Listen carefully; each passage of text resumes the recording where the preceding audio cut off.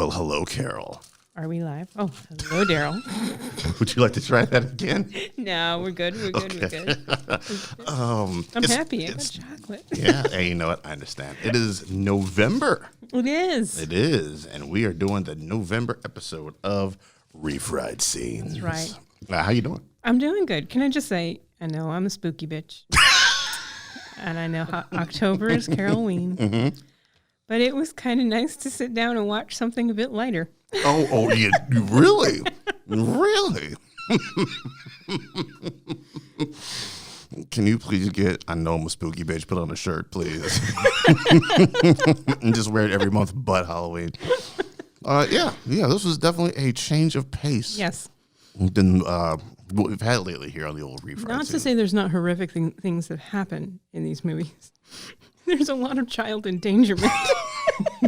You know, I got a whole question about that, because in the remake, definitely, but in the original, I'm still iffy about that. Yeah, we'll discuss that, but yeah. So we're discussing the chocolate factories. Yeah.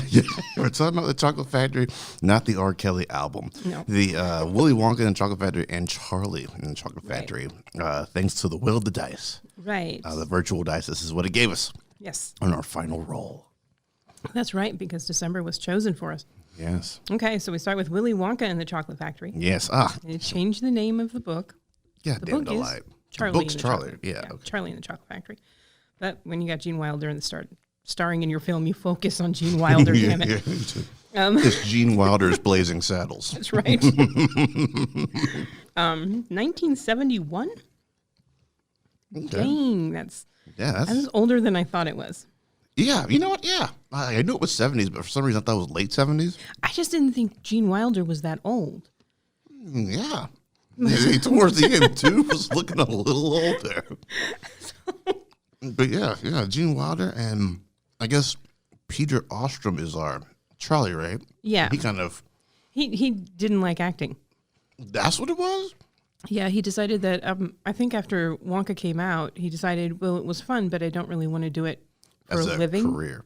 Man, can you imagine being a kid, man, like, I don't want to do this as a career. Yeah. Oh, okay, right And on. if I remember correctly, he became a farmer. A countryside veterinary clinic. There you go. Oh, no, that's his employer. His occupation is a veterinarian, yeah. There you go. Yeah. Well, shit. It's successful in two worlds. Yeah, sometimes it just doesn't work out that way. And you're just like, okay, I tried it. Didn't like it. Yeah, I tried it. Made a massively successful movie. Danced with Jack Albertson and Gene Wilder. Right. And that's it. I'm done. That's not my thing.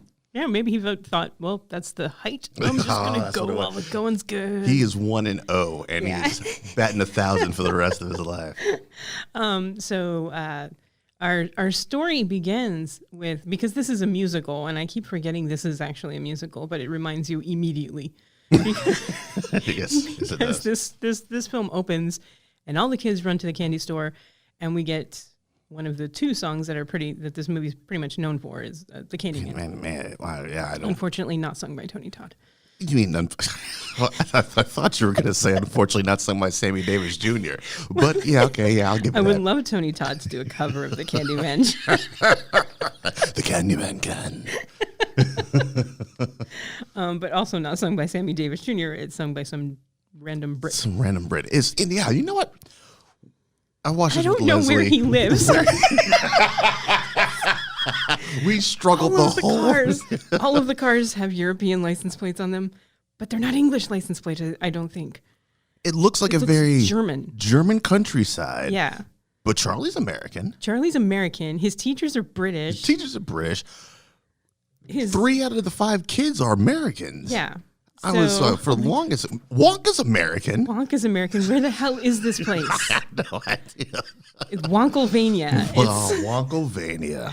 So we start with the song "The Candyman," where all of the kids run in, and I don't know how this guy is making any money in his candy store. He's just giving it up. He's just throwing it, except to Charlie because he's poor. Well, you know, this is Roald Dahl. Yeah. Roald Dahl initially wanted Charlie to be a little black boy. Oh yeah. Yeah. There's in the book, and now it's been decades since I read the book, but there is very much a socioeconomic thread that runs through the book. Oh yeah.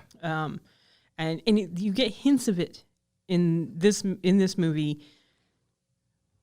less so in the remake, but here in particular, because the opening scene, it's like he's throwing candy at all these kids, and I don't see them paying. No, and the first time you see Charlie is from the outside looking in. Yeah, and then the first time Charlie goes in to buy a piece of candy, his hand is out. Yeah. Because it's like, this kid's poor, he better pay. I don't think I ever picked up on that part, but yeah. It's like immediately his hand is out. Yeah. So, so we get the Candyman, and everybody loves Wonka chocolate. Yeah. And there's the Wonka factory is sealed off. You can't go in. Nobody goes in and nobody goes out, says the strange man rolling a cart says of the cleavers. unsolicited. I'm like, yeah, dude, that's how most companies work. They don't just let anybody in. But Charlie's poor, and he does a little, very minor paper route where he delivers 6 papers a day. Yeah, that paper bag was a little bit light. And his mom works at the laundress, just laundry. I don't know what. She's just stirring clothes. Dying? I don't know if she's dyeing them or cleaning them, or I'm assuming it's a laundry, but she's just stirring clothes all day. Just a boat oar going at it. Vats of steamy stuff. And he lives with his mom. His father is dead. Mm-hmm. And he lives with his 4 grandparents. I assume his father died in the war. I'm assuming. Whatever war that was, it was the war. The war. Yep. This, I think, takes place in 1971. The kids look like they're dressed in appropriately. Yeah. The cars are early 70s cars. Yeah. So I'm assuming they don't backdate this at all or whatever. No. So, but Willy Wonka is going to open his factory, and he's going to do a tour for 5 lucky people who win a golden ticket. And you can get those golden tickets by buying Wonka bars. This is a fucking genius plan. Yes. This is a brilliant plan. Veruca Salt's dad alone kept Wonka in business for another 2 years. He didn't have to do shit after this, man. He could have just he didn't have to give his factory away to anybody. He'd be like, I'm just going to retire. Me and the Oompa Loompas are going to Baja. And we're just going to, we're going to hang out on the beach. Bye. We're going to find out who let those dogs out. Yep. Thank you for Mr. Salt. So, 5 golden tickets. And here you get some of the humor of this movie, which it's not involved in the main storyline. It's always backup characters. Like, I love Charlie's teacher.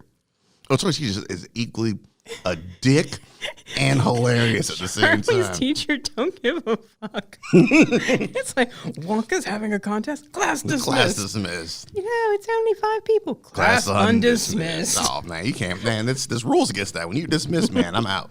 You gotta buy chocolate bars. Class dismissed. The humor around, and I wouldn't really call it a montage, just little vignettes. Yeah. Of people, and you see Wonka's influence throughout the world. Right. Those are all great. Yeah. And the newscaster with the almost Adam West voice. The first ticket has been found. Where will the next 4 tickets be found? But the first ticket is found in Germany. Augustus Gloop. Augustus Gloop, who eats lots of chocolate. Yeah. Another hilarious, they're interviewing Augustus Gloop. His entire family is stuffing food in their mouth, and they put the microphone to Dad, and Dad just eats the microphone. Man doesn't say a word, just eats the microphone. And he just keeps going about his business.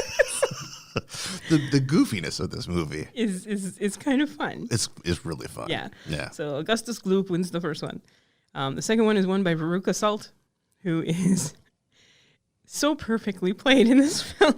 You just want to smack the shit out of this. Yeah, I don't know how she didn't get an Oscar nomination for Veruca Salt, man, because she is the worst in this movie. And she does it so because I've met so many Veruca Salts in my life. Everybody's met some Veruca Salts. But her dad owns a nut factory, and he just bought just thousands and thousands of boxes of Wonka bars, and his entire factory is just unwrapping them until Veruca finds one. Yeah, there's so many little things I picked up on because it's been a while since I've watched this. Like, I remember the one of the workers unwrapping it, but I don't know if I ever picked up on her taking it and saying, I found it. Yeah. No, you didn't. Oh, and also while these kids are showing off their ticket, this strange man is whispering in their ear in the worst case of espionage ever because they're on freaking camera, dude.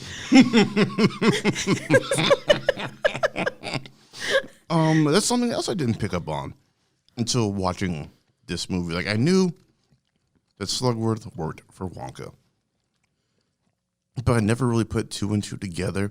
That technically wasn't Slugworth. That was an actor playing Slugworth that Wonka had go out just to test the kids. Well, a guy identifying himself as Slugworth. Yeah. But I was just like, this guy's always everywhere at once. How does he know? And it just clicked. This watching that. Of course he knows where the tickets are. Yeah. Wonka knows where the tickets are. So, yeah. So Veruca finds the second one. The third one is found by Violet Beauregard. Beauregard. That's right. Her dad, And Sam. Sam Beauregard. Come on now. And she's normally a gum chewer. Yeah. But she switched to chocolate when she heard about the contest. Oh, the luxuries of kids. Then the fourth one is found by Mike TV, aptly named. Right.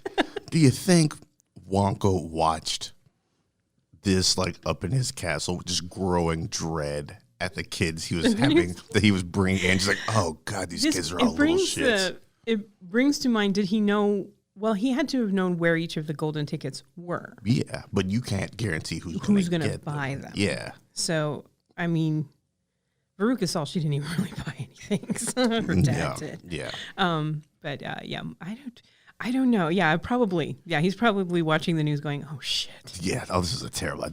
And then nobody interviewed Charlie, right? Because it was too late. It was too late at that point because it was like the day before the end of the contest. Yeah.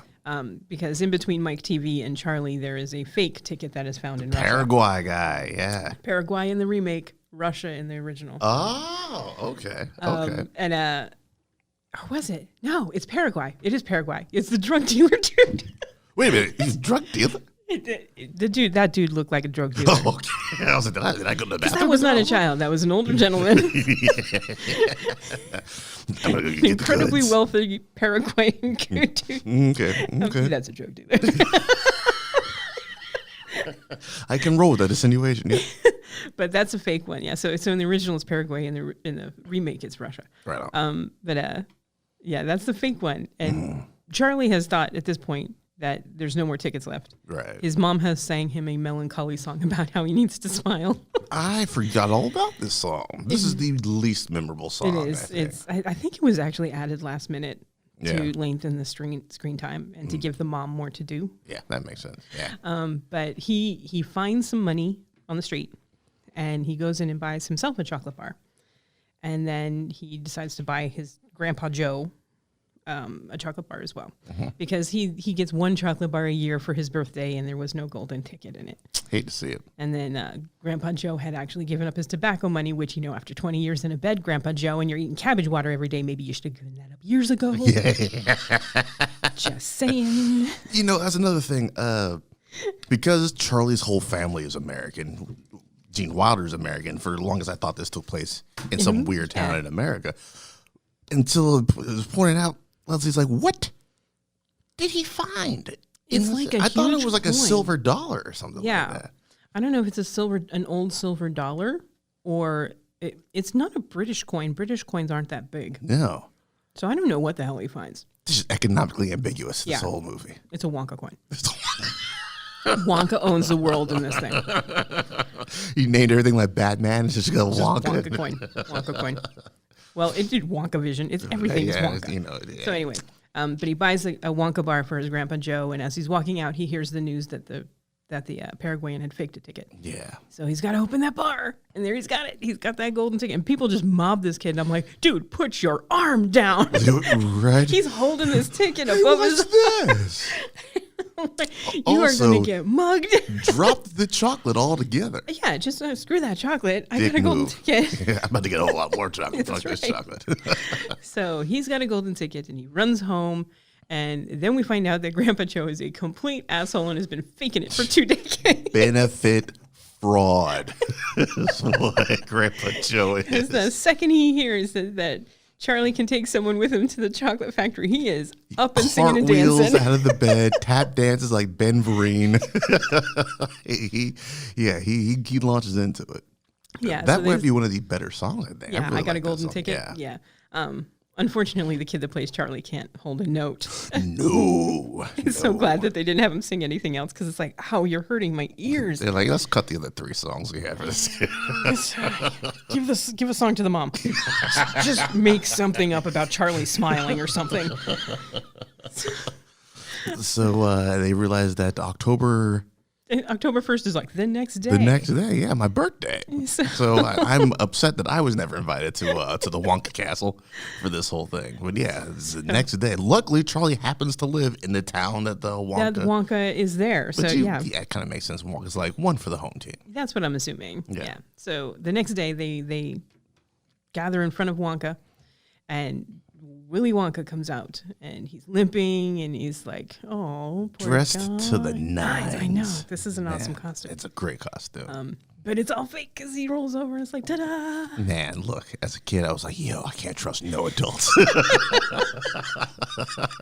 After this, no, you can't. No. Because this Willy Wonka, he's Gene Wilder, so he's very pleasant. Yeah. But there's an undertone of really, I'm going to kill all of you. And that's something to be discussed. Is like his Wonka is kind of sly, snarky. Depp's is more like Barb's. It's Barb's and a very odd performance. Yeah, I don't talk about that. Yeah, but yeah, so they all go in, and it's Wonka. So it's very much like Alice in Wonderland, where you're going in and the coat hangers are hold Our hands. And doorways grow smaller and smaller, and They're getting bigger and bigger. bigger and bigger. Yeah. And he leads them to the chocolate room, which is like this fantasy land where everything is edible. Plus 1% design. Yeah. And this is where you lose Augustus Gloop. Man. You lose him in the incredibly fake-looking chocolate river. I'm sorry, that chocolate river looked like muddy water. It's Muddy Waters is there singing a song.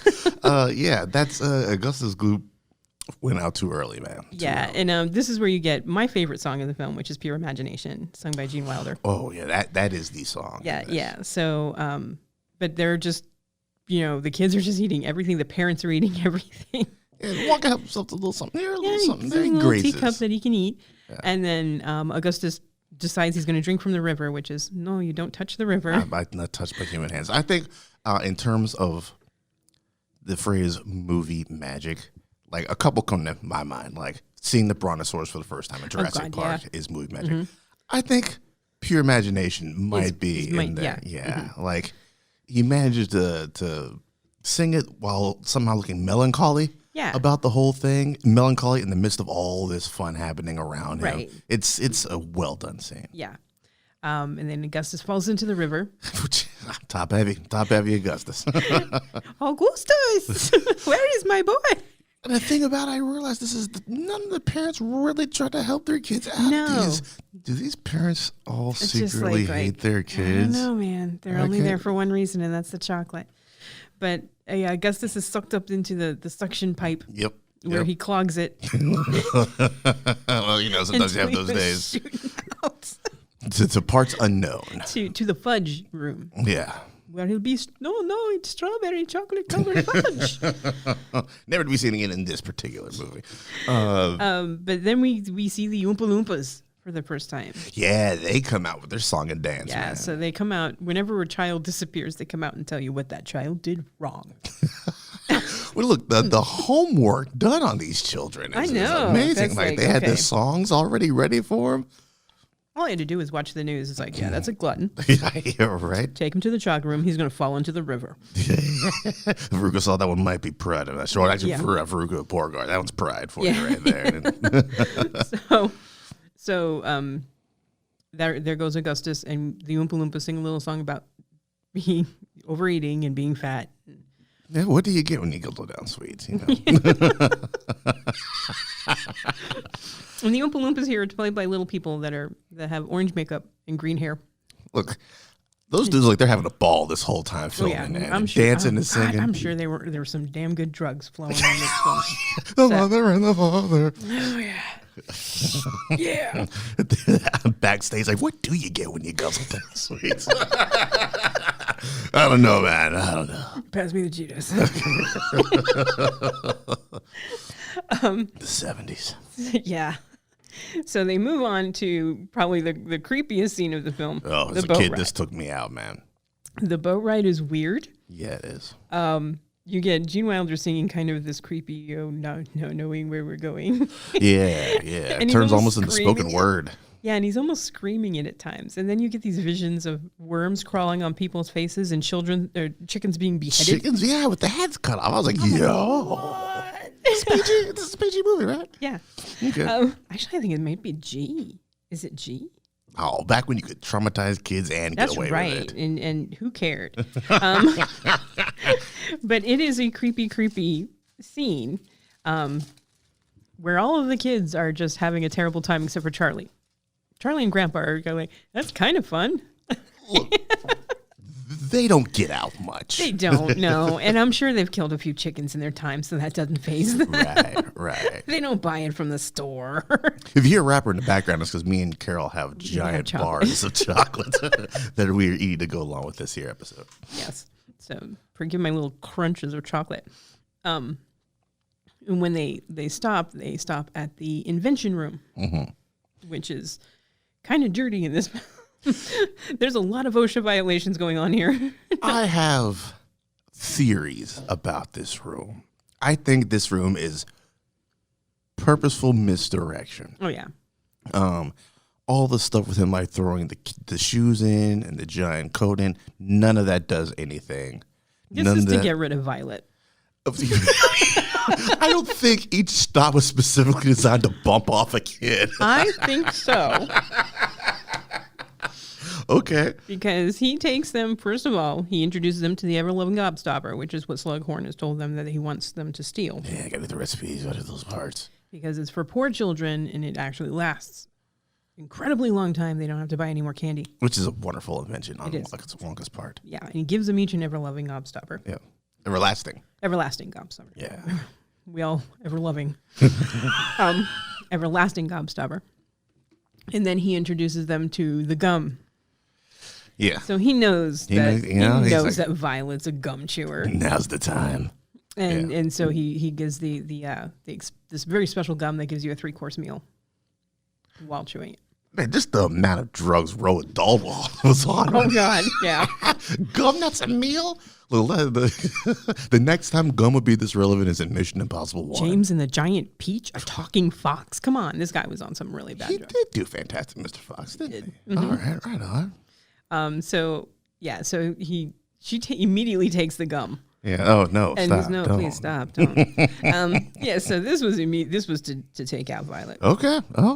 I might be swayed by this argument. Because, she gets past the tomato soup and the roast beef roast with baked beef. potato, but the blueberry pie does her in, man. Takes her out, She turns man. into a giant blueberry. Violet, you're turning violet. Violet plumps her up and rolls her out, man. Yep. Here we get the weakest Oompa Loompa song because it's all about how you shouldn't chew gum. See, this movie has a message. That's why it has to be G. It's for the kids. But they roll her to the juicing Yeah, she's got to be squeezed. so she can be squeezed before she pops. I feel either way, she's probably going to pop. And that's the last you see of Violet. Violet, taking it out. 2 down. 2 down, 3 to go. 3 to go. So, next up we get Grandpa and Charlie sneaking a sip of the A fizzy lifting fizzy drink. lifty drink. Yes. Which is which makes you float. Mm-hmm. And they do this against Wonka's wishes. They're told not to drink it, but they do. They break So the do you rules. think that Wonka set this up for Charlie? See, that's why I don't know sure that theory holds. Or it was just a trap for any of the kids. It could have been a trap for any of the kids. And Charlie fucking fell for it, man. Yeah, Charlie fell for it, but thankfully Grandpa Joe figures out that you need to burp. Yeah. So you're treated to them burping for a couple of minutes. You're almost treated to them being beheaded. Okay. Yeah, this is just this place is This is like a not Temple of safe for Doom. children, man. Oh, I'm going to put this drink that lifts you in the air right by this giant fan up top with the rotating blades. And here's a bottle opener. Don't drink this. Why is there drink 2 glasses and 2 straws here? But don't drink But it. don't drink it. Go on, let's move on. But they get past that, And they hit the Golden Goose room Yeah, man. where we lose Veruca. Like Roosevelt. This one, man. I'm glad they held off on her because you waited for this one. This is the one you're like, oh, yeah. I want this, Daddy. I want it now. I really like her song. Yeah, I want it now. Yeah, yeah. I think, And she sings it perfectly. she puts in such a good performance. The part where she's like, I want to party. And she's all like sweet, and then she just rips everything to shreds. And Yeah, there's a part where she starts to ramp up and catches herself and then kind of ramps it down a little bit. Yeah. And then ramps she it goes, up. ramps right back up. She's like throwing Oompa Loompas into boxes. Hey, whoa. But she Did not wants sign up for this, Wonka. she wants a golden goose, but Wonka won't sell one, so she throws a fit. And the geese decide, or the excellent. Oh God! I forgot what the title of that thing was. It's like an excellent They made educator it or punny. something That's like what I was that, thinking. yeah. It was excellent educator, but Determines that she's a bad egg yeah, you don't and say. drops her down the garbage I chute. want it now. What? Or Veruca, I'm coming, baby. This is a good bit because it's like, well, where does that go? It goes to the furnace. But don't worry, we only light it every other day. This might be an off day. So, hey, she's got a 50-50 chance making it out of this whole thing alive. So her dad jumps in after her. Mm-hmm. And that's the last you see of Veruca. I hate to see it. Boom, 3 down. 3 down. And just TV's Mike TV left. and Charlie. And Mike TV is, I think, like, of the shitty kids, the least shitty of the shitty kids. But when he opens his mouth, then he's the most shitty. He's the most annoying Just the child. most fucking, like, his voice is annoying There's to just me. something about his voice whenever he talks. It's like, oh my Yeah. God, shut up, child. Are you from Rhode Island, sir? Are you from New Jersey? Where are you It from? doesn't say, well, it doesn't, in the remake it says where he's from, but here I don't think it tells you exactly where he's from. I mean, I'm assuming they say where the ticket was found. Yeah, I don't remember exactly where, but I know in the remake he's from Denver. Okay. Shout out to my hometown. Anyway, so they go to the Wonka TV room Yeah. where Willy Wonka's experimenting with moving chocolate through the TV. I'm now starting to think that their theory might be correct. These are all designed. There's so many rooms in this place, and he's like, no, we're going to go to the TV room because then I can lose Mike TV. What'd you say? I mean, what? Nothing. Huh? No, nothing. It's a great room to go to. Nope, got to go forward to go back. Let's go. So he's transporting chocolate through the TV, so you can literally reach into your TV set and just grab a chocolate bar. Which, Leslie brought up a good point. You got to take this massive bar. Aren't you losing money? Yes. To shrink it down. The waste Make loss. 300 bars out of that one massive bar. Terrible. But he was Amazon before there was an Amazon. right. Damn. Good on Wonka. But Mike decides he wants to go through. He wants to see if it works on people. This is the one kid I almost kind of agree with. The This would be neat. first human ever to do something like this. And he actually makes it through, and he's on the TV, and he's happy about it. Yeah. I'm on the TV. Literally. Oh, Jesus. And his mom picks him up, and because he shrinks, Throws him in the purse. throws him in the purse. And, I don't want to go in there. There's probably like old certs at the bottom. Certs. Oh, I forgot about it. Gotta get that breath fresh. Figurine bar thing. Oh my God. Rollo. So so Mike TV shrinks down to just a tiny little thing, Mm-hmm. G.I. Joe size. and probably wasn't G.I. Joe. And they remove him to the taffy pulling room so he can be pulled. Young boys are limber. They can stretch it out. So he's all right. And after this we get Wonka being an asshole Oh, when it's just Charlie when it's left. just Charlie left because Right. he's like, well, got things to do. Upstairs, bye. Fuck off. Wonka out. And Grandpa Joe's like, well, what about the lifetime supply of chocolate? Fair. You broke the rules. You get nothing. Good Good day, days. And just losing it as only Gene Wilder could do. And Charlie goes to leave, and Grandpa Joe's like, well, that's fine. If Slugworth wants a gobstopper, we'll get him a gobstopper. And Charlie has second thoughts and says no, Yeah. and goes and gives Wonka the gobstopper back. We do know Mike TV was also planning Yeah. on selling them out. Yeah. Do you think all the kids were? Oh yeah. Yeah, you think Yeah. so? All right. Except for Charlie, because Right. But he gives Wonka back the gobstopper and goes to leave, and then Wonka tells him it was a test and you passed. Yay! Now the question I have is, was that really a test? Or was it just a change of heart? I think it was more of a change of heart. It's like, oh, fine, I'll give him my chocolate factory. I'll give him my life's work, I guess. He gave me a piece of candy back. I'll give him my life's work. But yeah, we find out that the guy that we thought was Slugworth was working for Wonka just to try and trick all the children because it's evil.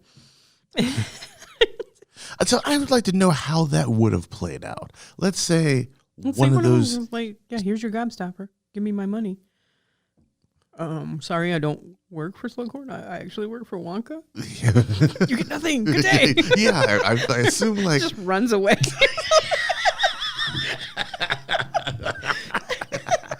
he's just always close at hand. All of his employees have been trained to tell people, "You get nothing. Good day to you, sir." I said good day. But yeah, so he gives Charlie his chocolate factory. Yeah. And they head into the Great Glass Elevator, which should have taken them to a sequel, but didn't. Because there is a second book, Charlie and the Great Glass Elevator. Oh, okay. Charlie and the business tax plans for the Wonka factory. Oh, this paperwork. Charlie and the IRS. Oh, that's what I was thinking. And Like OSHA. He just dropped a shit ton of lawsuits from all these parents that are definitely going to be suing. Oh, Charlie. You know what? It's yours now. I mean, the bloopers are headed out to Baja. We'll see you later. So they head into the Great Glass Elevator. The elevator shoots out of the building, and that is the end of the movie. That's it. And they just kind of tour the land. Yeah, they don't even know where they land. No. If they land. They've just been up there for decades now. Yeah, this is a damn fun movie, man. Damn fun movie. It's been a good solid like 5-10 years since I've seen this. Yeah. And I thoroughly enjoyed it all over again. It's very 1970s children's movie. Lots of primary colors. It's very bright. Very bright. Yeah. But it holds up. And Gene Wilder is just amazing wonderful in this movie. Yeah. A little bit of charm, a little bit of snark. And there's humor around the edges. It's not perfect because a lot of the child performance, with the exception of Veruca Salt, who is just so perfect. Veruca puts in the work. I think Charlie is okay. Yeah, Charlie's okay. The other kids are okay. Yeah. But you don't get a whole lot of Augustus. You don't. Yeah. And when he's doing a bad German accent when he does take chocolate out of his mouth, it's mostly his mother talking. Yeah. But it's very stereotypical German. Right. Everything about them is very stereotypical Yeah. German. The outfits, very stereotypical German. So, but yeah, I think this holds up. It's actually a really fun film. Yes, I agree. And that leads us to Tim Burton getting his fingers on the eternal whipping boy of Warner Brothers, which in turn makes Johnny Depp the eternal whipping boy of Warner. Probably not anymore. No. Womp womp. Hate to see it. So 2005. I did not realize this has been 15 a years decade and old. a half ago. Yeah, some of the CGI looks it. Yeah, it does. And they gave it to Tim Burton. When this first came out, I was like, I have not seen this film since it actually was in theaters. Because I remember not liking it. Yeah, I remember going, was it 2005? I wasn't even in the country at that point. I was on the run from the feds. I was like, really? Okay. Well, Tim Burton, I kind of see that working. With Johnny Depp as Willy Wonka? Yeah. Like the pieces were there. The pieces were there. The execution, however, was not. Is kind of hit and miss. It's hit and miss. So this starts out with the chocolate bars going out because the chocolate bars are being made in the factory and they're being shipped out, and then everyone's putting up notices that there's new competition. New competition. Yeah, 5 golden tickets. And you're introduced to your Charlie here. This is Charlie in the Chocolate Factory. Yes. Now, I've not read the book. We get a lot more information on Wonka. Is any of this in the book, or this is all Burton? This is all Burton. Okay. This is Burton putting Christopher Lee in his film. I mean, if you put Christopher Lee in your film, you put Christopher Lee in your film. No, I don't remember any backstory for Willy Wonka. Okay.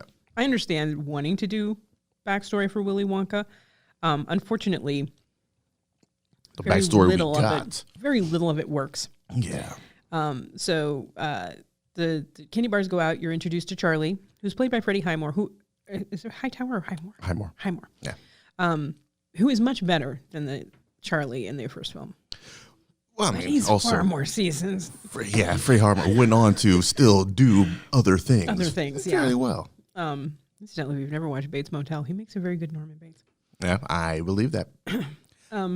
Buddy of mine got mistaken for Freddie Highmore when we were at the Critics' Choice Awards. And he rolled with it. And if you're mistaken for someone, someone recognizable, just roll with it. Yep. Get that free stuff. Like they can't afford it. Happens a lot in Korea, strangely enough. The theory that all black people look alike, Korea, buddy. You know how many times they thought I was Jamie Foxx? And I wish that was a joke. Or any basketball player of your choice. Yeah. So Charlie has two parents in this one. This is Lucky Charlie. Yeah. Mom, of course, is played by Helena Bonham Carter because it's 2005 and it's a Tim Burton film. As soon as we started, I was like, oh, Burton, I wonder if, and that's as far as that thought got. She popped up on the screen. I was like, okay, well. You can gauge the years. Was it Lisa Marie or is it Helena Bonham Carter? But he does have two parents. And, of course, the four grandparents still sitting in the bed. Four do-nothings. Yeah. Leeches to society. Eating their cabbage water. Taking all the good cabbage. But yeah, Dad works at a toothpaste factory putting caps on toothpaste. Yeah, I guess, somebody's got to do it. And it seems like the perfect job for automation to come in and take over. Right, which it does. And he loses his job. Yeah. But we're treated to basically the same setup. Right. The first ticket is won by Augustus Gloop. Good old Gloop. I fucks with this Augustus Gloop. Yeah, this Augustus Gloop is... My man. Yeah, this kid's good. Far less stereotypical German. Yeah. But still, he's the son of a butcher. And he looks it. He looks it. He has the funniest line in this entire movie. When they first get there, and he asks Charlie something like, are you excited to eat some chocolate or something like that? And Charlie goes, yeah. He's like, well, you should have brought some then. And he bites down on his bar and walks off. I was in tears at that line. I have to say, there are moments in this film where I laughed, like, really hard. Yeah. And I'll get to them as we come to them. But when this movie works, it works really well. Yeah. Unfortunately, it's not the entire film. No. But yeah, Augustus Gloop wins the first one. Yeah. Second one is Veruca Salt. Yeah. And Violet. Violet Beauregard, who is not a car salesman's daughter. She is now Missy Pyle's daughter. Yeah, Missy Pyle. She's one of those parents that have projected that their they life wear the onto. same outfits. Yeah. Oh God. She's got to be. She's good in everything. These are her trophies. Has to win. Yes. Mm-hmm. Eyes on the prize. Violet. Eyes on the prize. And Missy Pyle is just perfect for this. Yeah. She's got the crazy eyes. She has total crazy eyes in every role she does. And then Mike TV, who interestingly here has broken like the code and bought one candy bar. Yeah. Because he figured out which one it was. That's an interesting change. Yeah. To Mike TV is when I was like, okay, I guess they're trying to update the story. Yeah. A little bit. Yeah. Yeah. Yeah. And he plays violent video games rather than just watches violent TV. Again, updating the story. Yeah.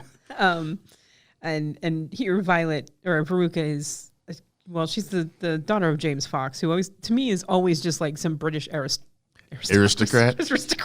Yeah. Like, here he still owns a nut factory, but it's like, he showed up in the movie. Something. Yeah. He showed up in the movie, and I was like, yeah. Yeah. This is no surprise whatsoever. Yeah. And then Charlie, again, you get the fake one in Russia. And Charlie finds a 10-pound note. So this puts this squarely in Britain. Right.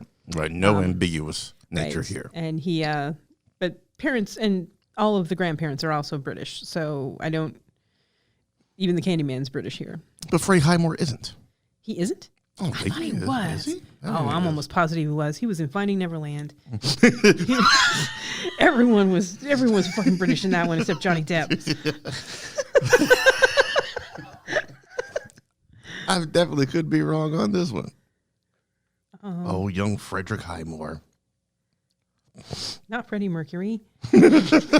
English. We know about him. He's English. Okay. Yeah. He was Cambridge. Oh no, that's where he went to. It's his alma mater. London. Oh, London. London. Yes. Okay. So it puts us squarely in England. And he buys a Wonka bar and then learns that the Russian faked his ticket and he's got that golden ticket. Mm-hmm. And here it's like immediately people are like, I'll give you 500 pounds. They say dollars though. That's weird. Mm-hmm. Oh, what was that? Yeah, she says, I'll give you $500 for that. And the Candyman's like, you run home. You put that in your pocket and you run home. Yeah, there's the old wise black man of the movie. Get the fuck out, kid. Run. Don't stop. Don't stop till you get home. And he doesn't. He runs home. There's no Slugworth in this movie. Yeah. Which I think, it was added. It wasn't in the books. Okay. So he runs home and he says, I found a golden ticket. And Grandpa Joe is faking it again because he just comes right up. Oh, that was a dick. And he used to work at Wonka, the Wonka factory. I thought that was an interesting little addition. angle. Yeah, it doesn't really go anywhere or do much of anything. But then Charlie says, I'm not going to go. Because somebody offered me $500 for this, and I'm pretty sure somebody will probably pay me more. And we need the money. I was like, we need the chocolate. This kid is annoyingly sweet. I know. Look, Charlie, you play the long game. If you got a lifetime supply of chocolate, you sell it out the back of the house for a couple of nickels off of what the store price is. Hey, somebody needs to tell Charlie about the black market. You could be the dealer of the damn elementary school. Man, Charlie got the game fucked up. See my man Charlie, See my man Charlie. Look at you. He's in stall 3 in the bathroom right now. He's selling out those bars.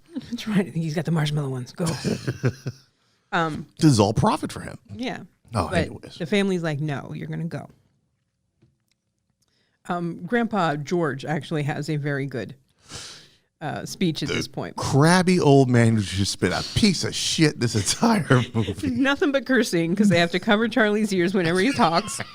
He's the impassioned one. Right. But he says money is everywhere.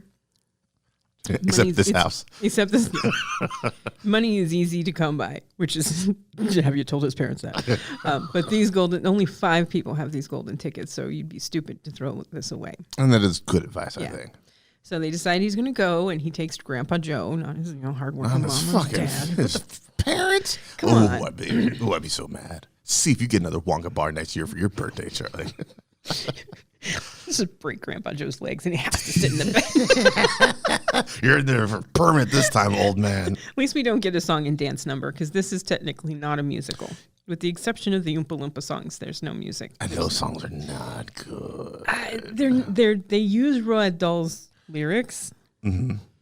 And a couple of them aren't terrible, but we'll get to the Oompa Loompas in a moment. So again, we all gather in front of the Wonka, and we meet Willy Wonka. Willy Wonka, Willy Wonka. Okay, I gotta admit, I laughed at the damn things burning down. That made me laugh, and the fact that they briefly made that appearance for like the puppet nursing room. That also, the puppet burn it's ward. a recent edition. And we're introduced to Johnny Depp's Willy Wonka. Yes. I don't know. I have heard he had influences of a lot of different people in this performance. I'd like to know who those people were. I know Michael Jackson was one of them. And my thought was, do you really want to put Michael Jackson and children in the same movie? I bet you that's exactly why he did it. I have to say, 90% of this performance does not work. Yeah. But that 10% occasionally, it's freaking hilarious. Yeah, there's little spots of brilliance. Spots of brilliance here. Yeah. Unfortunately, it's just spots. Mm-hmm. And the rest of the time he comes off as really manic and creepy. Yeah. And I know that's probably what he was going for. The Burton way, kind of. Yeah. Yes, cool, creepy. But it's like the hello, starshine. The earth says hello. Or, good morning. Good morning, starshine. Like, yeah. No, that doesn't work. That really. But then the very next scene where the kids are like, "My name's Veruca Salt," and he's like, "Ugh." That works. The fact that I think Beauregard's dad gives him a business card, he just immediately tosses it. Or he looks at Charlie and you're just lucky to be here. There are moments where it really works. Yeah. It's just fleeting. Yeah, correct. And that's unfortunate because you get a lot of Johnny Depp in this film. Yeah, I mean, well, it's Johnny Depp, so yeah, you're going to get a lot of Johnny Depp. And you get a lot of flashbacks to explain who Wonka was. Which, again, the elements are there. I think the idea of the world's most successful candy maker's dad being a dentist who threw away his candy at Halloween makes perfect sense. But then it's just jacked up. And I do have to say, the one just huge laugh for me was when he fights with his dad. And he says, well, I'll just go to Belgium. Yeah. And then he's walking with his little braces and all these flags are flying. And then it's like, son, we're closing. And he realizes he's in a flag museum. And he goes back to the house and the house is literally gone. Yep. It's a townhouse and it's literally gone. And I'm like, okay, I don't mind that flashback. That was a good little bit of humor right there. Yeah. The rest of them don't quite work. I didn't like the flashback with the Oompa Loompas at all. No, that felt very unnecessary. Yeah. All that was just wasteful time. Yeah.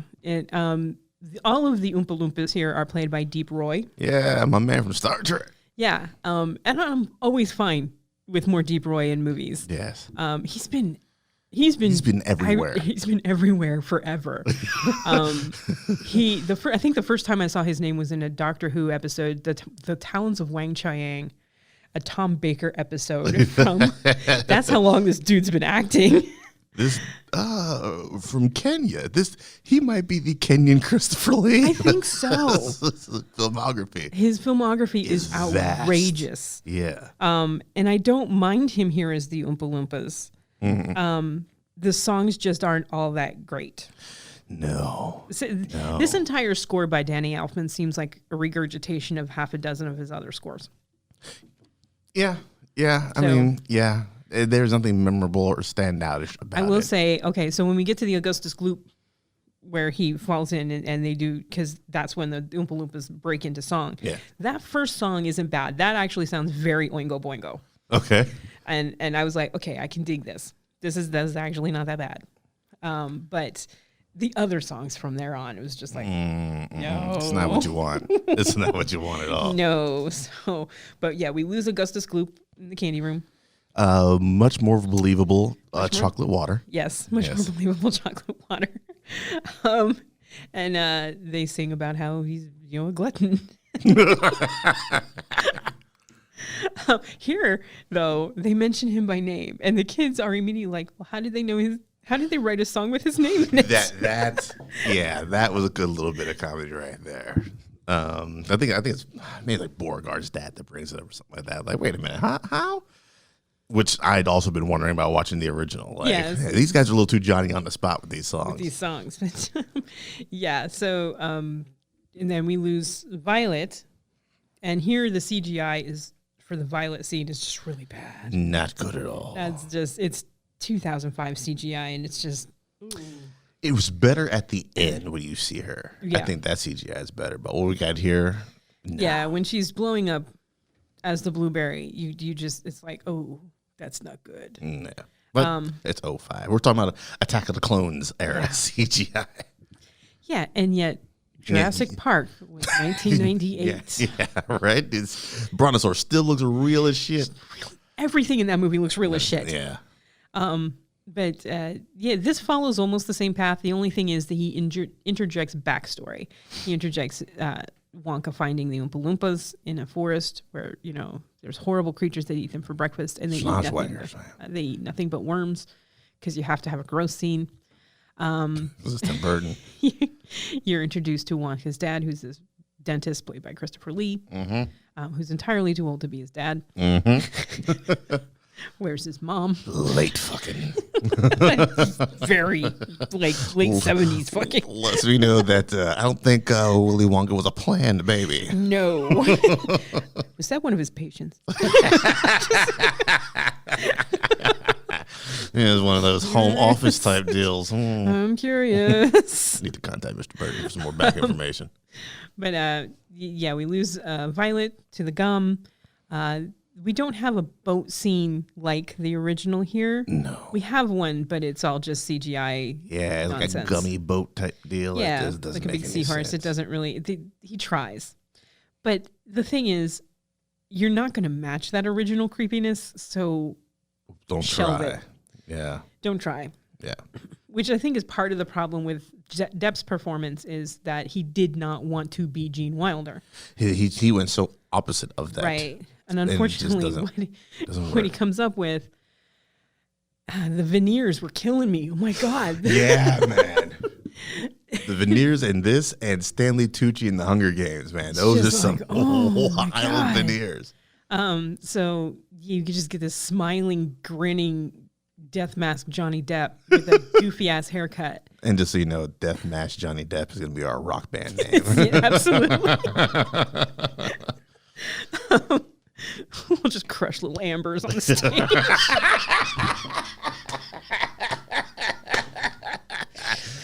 This is all personal for this band.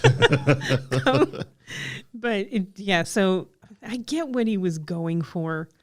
Yeah, the beats all play out the same, but the feeling just isn't there. Just isn't there, Yeah. which is unfortunate because a lot of the performances aren't bad. I mean, Veruca's not going to be the same Veruca, but she's still a bratty little shit in this one. Right. I love the scene with her and Violet where she's like, let's be friends. We're going to be best friends. And then just like hate each other.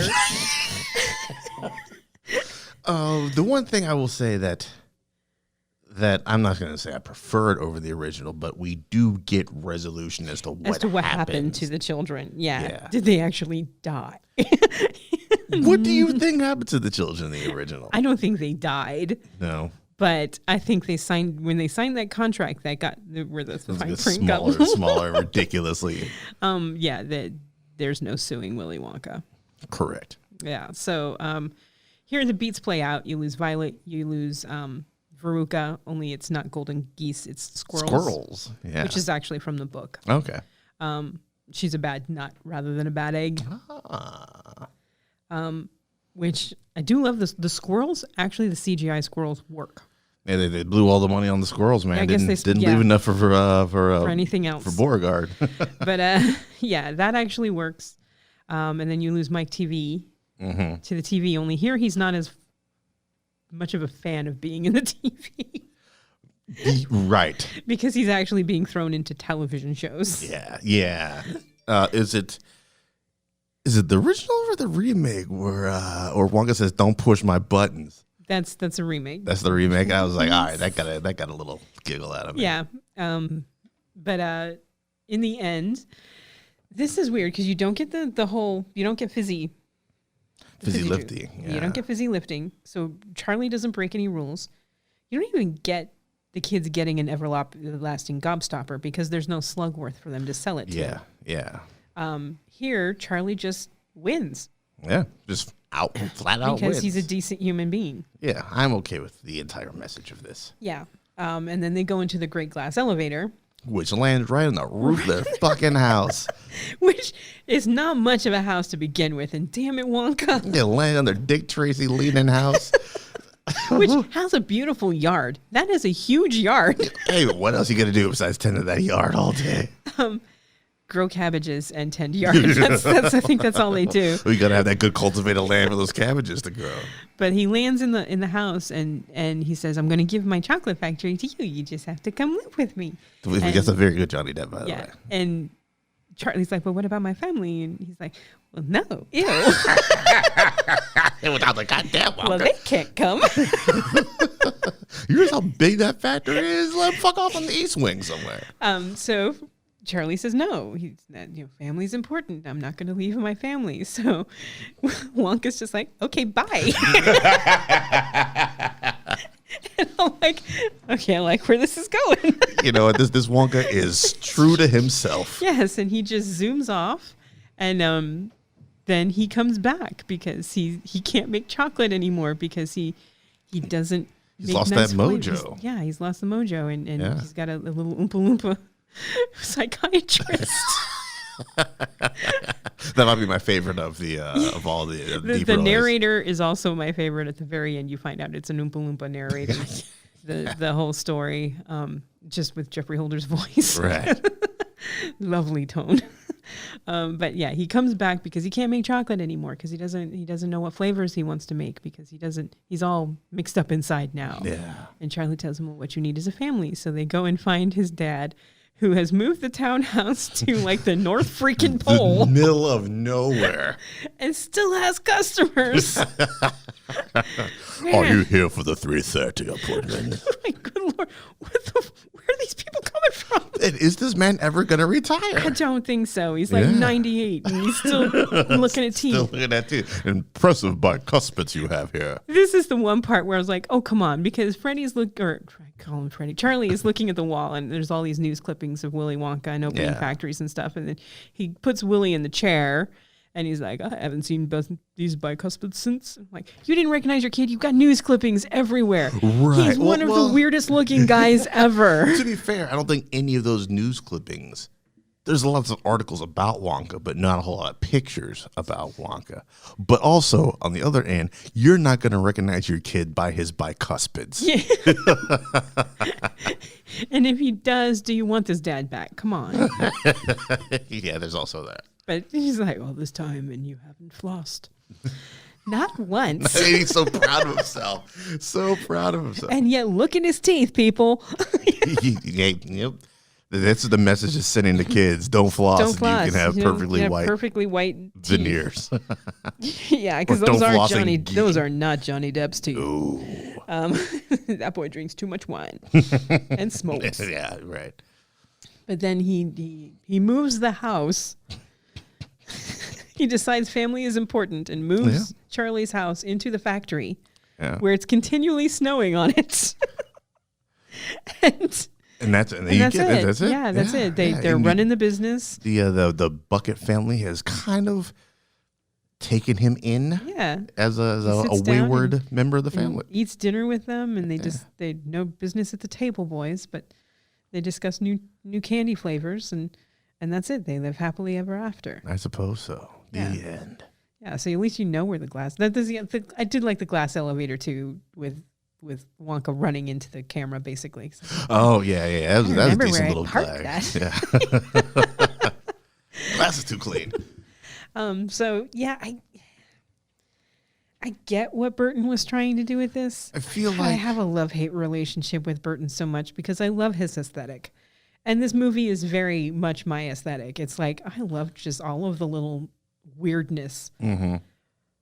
But man, his follow-through is just kind of hit or miss. The first time you see Charlie Bucket's house in this, I was like, oh, this is Tim Burton, all right. Yeah. Yeah. But then it's like, what were you thinking with that performance in Johnny Depp?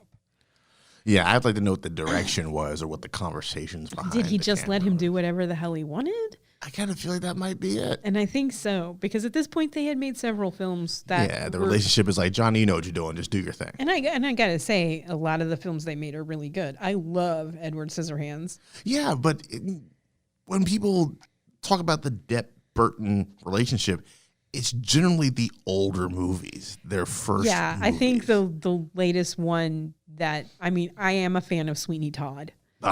So Fleet Street. I love Sweeney Todd, and I think he did a pretty good job with Sweeney Todd. But that's not him writing it. And here is not him writing it either. He's adapting something. Yeah. I think his best work is when he writes it. Ed Wood. Yes, I forgot that's Burton. Edward Scissorhands. Yeah. The only other film the film people forget that Tim Burton directed. It's like John Carpenter. They all forget that he directed Starman. Yeah. Everyone forgets Tim Burton directed Big Fish. And I love Big Fish. Which might be my favorite Burton movie. Yeah, but that does not have Johnny Depp in it. No, I don't know where Johnny Depp was. Yeah. They got old sexy Ewan in there. When he adapts stuff, it just doesn't quite mesh. Right. And it doesn't mesh here. Like I really don't like his Alice in Wonderlands. I don't. Oh, Alice in Wonderland being one of my favorite Disney joints. Yeah. The cartoons and And stories I in the first love place. the books. Yeah. But but the Mad Hatter just pisses me off every time I see it. I'm like, I don't know who designed this, but I want to hit them. And I had such high hopes because Yeah. I've always wanted like a darker, more edgy version. Yeah. And they're like, Burton's going to do it. And I was like, I'm finally going to get what I want. And then they're like, Stephen Fry will be the Cheshire Cat. And I'm like, yes. Yeah, sold. Alan Rickman will be the caterpillar. I'm like, yes. Again, pieces. But But then Crispin Glover will be. And I'm like, what the hell? This is Avengers before its time. and then I was like, oh my God, this looks so bad. So bad. I was so disappointed in the theaters on that one. Um, I think that movie specifically is where I kind of fell out of love with Tim Burton. Yeah, same here. Yeah. And I didn't even bother seeing Dumbo. Nope, sure didn't. And I heard bad things about it. No one else did either. Yeah. So I can't remember the last really good film that Tim Burton did. And I want to say Sweeney Todd, and that was 2007. Yeah, it's not what you want. No. So I get what he was trying for here. It doesn't always work. When it does work, it is actually quite funny.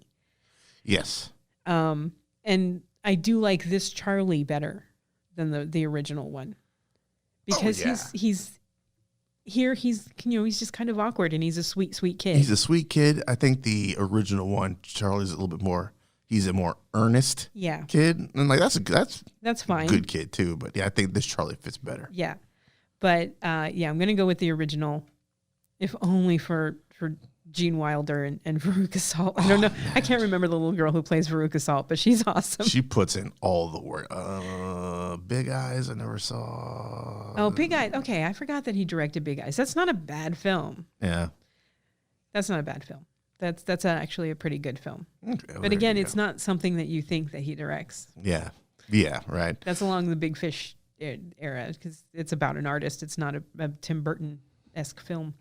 But I just... Yep, definitely going with the original one. Yeah, Frankenweenie, the short is much better than the long. Yeah.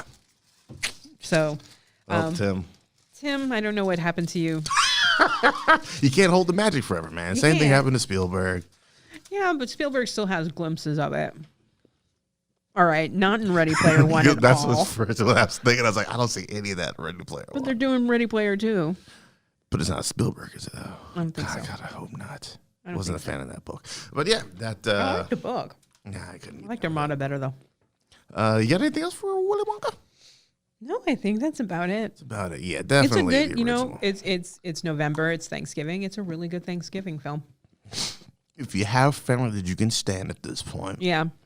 it's okay to sit down and check that out. And if you're Willy Wonka, if you're Johnny Depp's Willy Wonka, and the idea of family makes you go, hey, it's still good for it's you. still a good film. Yeah, there you Sit go. down with your pizza and your whatever on Thanksgiving, and I've done that before.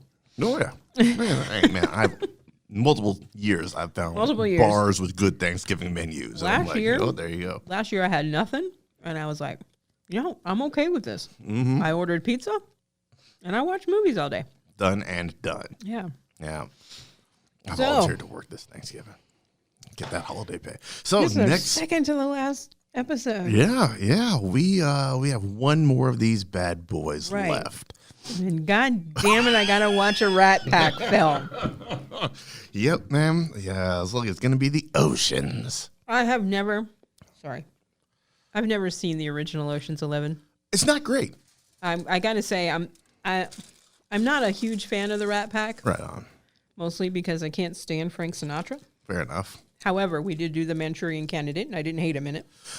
Frank is, obviously better singer than actor, but Frank is not a bad actor. The ending of the original Ocean's 11 is far different than the remake, and I actually prefer the ending of the original Ocean's 11. Okay, this will be very interesting because I have never seen it. Yeah, it's been a good couple of years. I gotta dig that DVD out somewhere. I got it. Yeah, I'm just not a fan of the whole.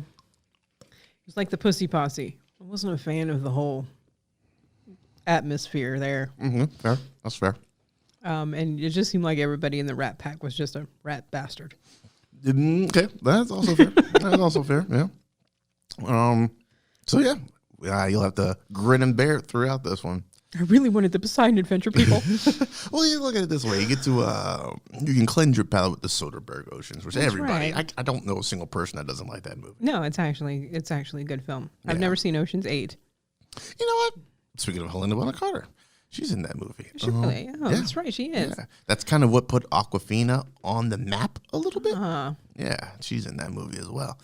It's not that bad. Not bad at all. Okay. If I get some spare time before we watch these 11s, I might check out 8 again. I went and saw it in theaters, and I was like, you know what? Slick. so do you think they're going to close the movie theaters again? Since we're spiking. I believe we probably will end up with closed theaters again. Yeah, and they should. Yeah. Which I was thinking about. Like, I need to go panic watch some stuff. That's what I was thinking. Just to say I've been kind of for Red October is playing right now since I was Connery like, died. And yeah. I was like, ooh, I guess I was like looking at my local theater going, what can I just like go watch just to... I did go see a movie last weekend. What'd you say? I saw Chronic. I keep forgetting that movie exists. It is actually quite good. I'm putting up a review tomorrow, actually. So Okay. I liked it. Yeah. I actually A little bit of liked it. Anthony Mackie and Jamie Dorner in there, right? Yeah. Mm-hmm. Okay, something I could like Jamie Dorner in. Yeah, I think he's got the Robert Pattinson stigma where Yeah. he basically played the same character in 3 terrible films. No, he's actually quite good in this. Okay, right on. It's mostly Mackie. It's mostly Mackie. Mostly okay, Mackie. Right It's on. Mackie's vehicle, but It's some good sci-fi is what it looks it like. is. Yeah, I actually quite enjoyed that. Sorry, we're veering off of Willy Wonka here, but Yeah, we are, but I don't know. I'm glad you said something about that because I need to check that out. So, yeah. So, yeah. We will original- see you next month with one more One more. of these refried scenes. Yeah, Ocean's 11 on the 12th month. So there you go. Somehow those numbers work. Don't think about it too hard. Don't think about it too hard. Until then, we will see you next time and take it easy. Bye.